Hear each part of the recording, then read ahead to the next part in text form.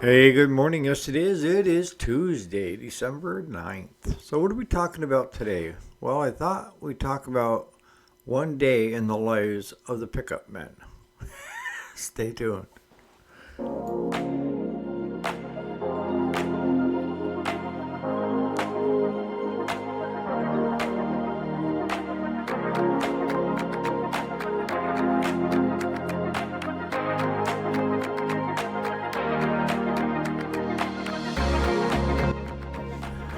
Alrighty, welcome back to the channel. My name is Eric, if you didn't already know it. And yes, this is the weekday, Monday through Friday. Today is Tuesday, December 9th, 2025. Cardiac rehab today. Good thing after yesterday.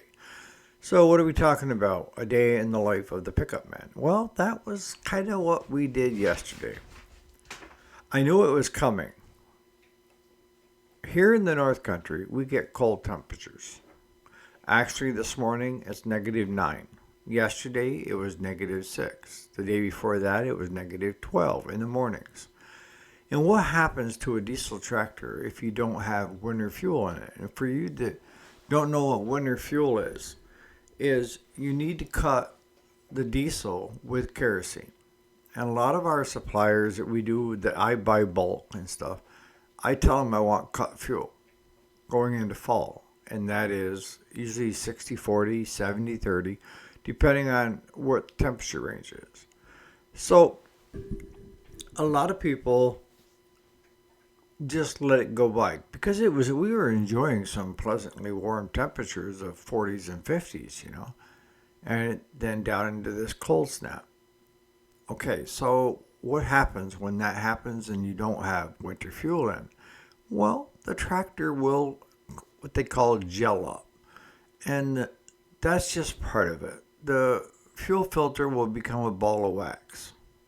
I'm serious. Wax.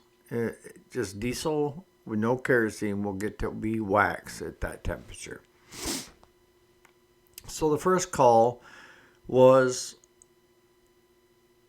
can you bring my side-by-side back and get my tractor running? I said, did you put any winter diesel in it? And she said, I've already figured that part out. I've changed the fuel filter and put a new fuel filter on it, and I still can't get it to start. And the other one was, we can't get it to start and stay running for very long, and then it wouldn't start at all. So we decided to go with the first one. Smack dab in the morning. I waited till around 8 for it to warm up to around 4 below. Get the trailer hooked up, get over there, and I've got just the one jump pack. And I'm telling Claude, I'm looking at the tractor and I'm saying, I don't think this temperature we're going to be able to winch that backwards on without having help. And he goes, I think we can. If we can get it into neutral and the parking brake off, I think we can. Well, here's the first thing. It had a brush hog hooked to the back of it and a bale sprayer on the front. Way longer than what my trailer is. So the brush hog had to come off. So we're sitting there beating on the PTO shaft because we can't get it to come off the tractor. The button we get, so it pushes in, but we can't move it. Did I tell you that it was still right around 5-6 below zero? So every 5-6 minutes, we're hopping back in the truck to warm our hands up because I can't feel them. And I told Clark, because everybody asks you, can you come work on my tractor where it is? This is why we don't. I mean, we spent from around 8 o'clock and we finally pulled out of there at 10. Oh, I'm not done yet. So told Clark, I said, we're going to have to get the brush hog off. Quit screwing with the PTO shaft. Let's get the pins off from it. I'm going to hook a chain to the trailer. I'm going to have you drive ahead and just bring that brush hog right straight back. Well, then it's going to be in our way. I said, no, it's not, because I'm going to take the side-by-side that we just fixed and brought back. I'm going to hook onto that thing, and I'm going to drag it out of our way. And he said, well, I hate to break her side-by-side. And I said, well, I hate to tell you, but this is the way it's going to be. So it side-by-side pulled that like it was nothing there. So I get Claude backed up to the trailer so that the tires are just touching the ramp. And we get the winch hooked up and it starts pulling, and it looks like things are maybe going to go all right. But guess what? The winch just kind of dies, and the back tires are already started up onto the ramp. Okay? Now, Claude said, well, we just have to go back to the house and get my battery pack, and maybe put 2 battery packs on it and this and that. So I hopped in the truck. The truck wouldn't pull the trailer out from underneath the tractor. Yes, we could have unhooked the trailer. That was an option. But, of course, by now my nerves are at wit's end, right? Because we're freezing to death out there. So I told him, I said, here's what we're going to do.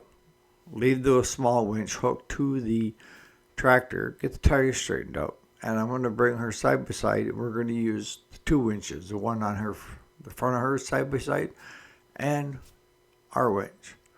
So we run 2 lines back to it, and like I say, after a while, we were able to get that tractor onto our trailer. 2 hours, but it's on the trailer, and I told Claude, I said, look, those tires look pretty squatty on that trailer, so we need to take it slow. If we break down, no one's going to come get us. So we have that one loaded, and we run the 4 ways all the way back to the shop, which isn't that far. It's like 4 miles. Get it back. Claude had to clean the driveway first quick where we were with the skid steer. And then we backed right up to the overhead door. And we actually used we have an inside winch. It's what they call it, gantry winch, but it hangs from the ceiling on an I-beam. And we were able to pull it off the trailer and actually right into the shop where the wood stove is going. I already had a message this morning. Sorry about the brush hog. Did you get it running yet? We picked it up at 10. We quit at noon, by the way. So we'll get that one dropped off. And I told Claude, I said, how much fuel is left in the truck? And he said, it's down to around 32 miles. I said, in this cold weather, let's go first to the gas station, put some fuel in it, and then we'll come back and we'll get the other tractor, the second one.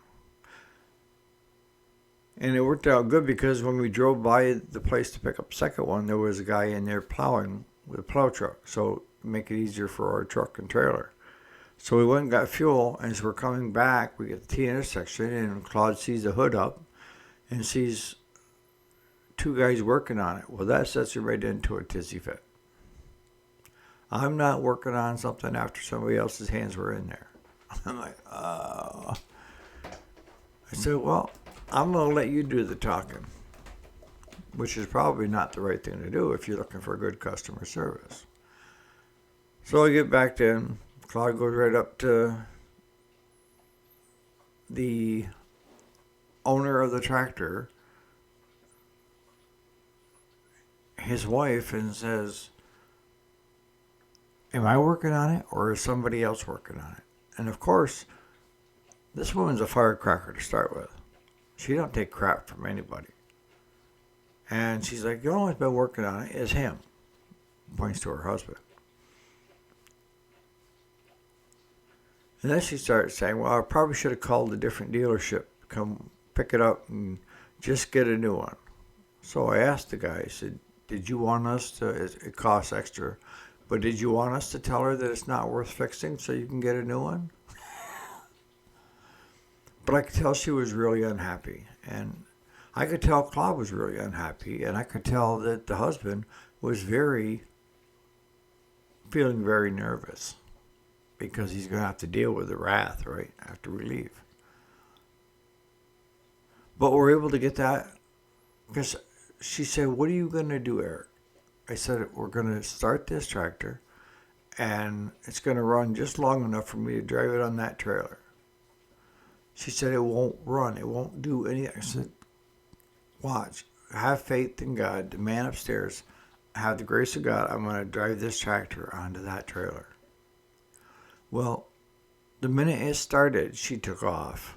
I backed it up. I pulled it ahead. I got it on the trailer where I wanted it. And just as I was getting ready to shut it off, it shut off on its own. So I know that it's either a fuel solenoid, something like that. It's not wax fuel. It could be a combination of both. When you go out and you're in those temperatures, it sucks. You know, we talk about having like a road service call and stuff like that. It's not so bad if it's in nicer weather. But when you start getting extreme temperatures, that's when things start breaking down. And that's when safety switches start freezing shut instead of opening where they need to be. Cold weather, Mother Nature will have you find every issue there is on a piece of equipment. And it's funny because before my surgery, I was always the one that said, let's just go work on it there. Let's see if we can't knock it out and be done with it. And then save trailering it both ways. But now, I'm like, no. We're getting it on the trailer. We're getting it into the shop where it can sit overnight and warm up. And then we'll get some fresh set of eyes on it in the morning. And the same thing with the second one is still on my trailer, by the way. That one, we're going to put in the other bay after we bring in a load of wood this morning and let that one thaw out. It's so much easier to henpeck and try to find issues when you're in 55, 60 degree weather in the shop than it is at 4 to 10 below zero outside. And I get it, because I know that the gal that we picked up her tractor, she needs it to feed round bales. And if need be, I'll load my tractor and go over and get her a round bale in with her animals while we're doing ours. And that's what we did in the afternoon. We headed to town to pick up a stock tank heater because one of ours had gone up. I have 2 tanks set up for the cows, and one of them froze in. So we just went and bought a new one. But on the way, one of our neighbors had his appendix burst, and he'd been in and out of the hospital downstate where I was. So I looked yesterday. I've been trying to keep track of it, and I see the hay was getting down pretty good. So I told Claude, I said, stop. Pull over. Let me run in quick and see if he wants me to throw a couple bales into the round bale feeders. So I knocked on the door, and him and his wife come to the door, and he says, how can I help you, Eric? I said, I'm here to see if you need me to just hop on your tractor. I can run 2 bales out quick, put them in the feeder, and that way you don't have to be out in the cold today. And he said, no. He said, I appreciate it very much, you and Claude stopping and willing to help. But he said, I've already got it set up to feed him this afternoon, and I'm going to get the tractor out. And that's what I like about this neighborhood. Everybody takes care of each other. And we actually have one of his tractors at the shop that we finished up that he's already paid for. But the weather just hasn't been good enough to really run it back. And it's, like I told him, it's undercover. So, because he likes to keep his stuff undercover so that it's not out in the weather. No, I just thought you guys would enjoy something different, on what we do actually when we're in the shop, and where we spent the whole day outside the shop yesterday just bringing in 2 more work projects. And the thing I like is that when you spend that time out there, those customers are being billed for that time. It's not a pickup and drop off fee. It is the time we leave till the time we get back. You're getting billed because we're out in this kind of temperature. And, like Claude and I were talking, if the one gal had the dealership come, or the second one had the dealership come out to get their tractor, they're looking at $400 to $500 just to pick up and drop off. And good chances are, with both of them, their bill isn't going to be $500 for the whole works, pick up, drop off, and getting it fixed and done right. I already knew my fuel in the tank is cut fuel for our tractors and stuff, so I know I'm good there.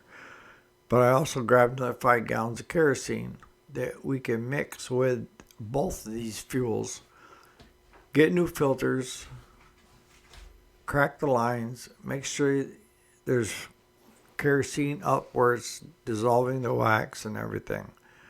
But you can't reuse the filter. The filter's gone. Throw it. Put a new filter on it.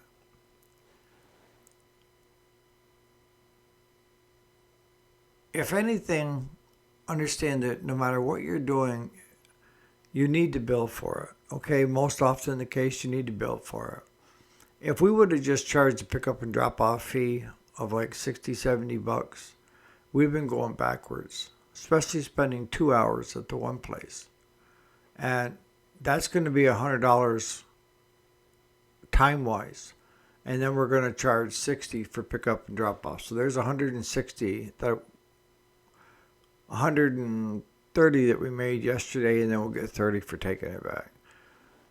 The other one, not so much. We only spent maybe 20 minutes there. So $60 is fine. $60-$70.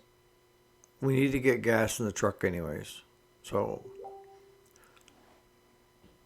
how you been doing in this cold temperature? Unless you're living in some place that's warmer. How do you handle customers like this, where it's so cold that everybody is starting to get grumpy? On that note, you guys have a great Tuesday.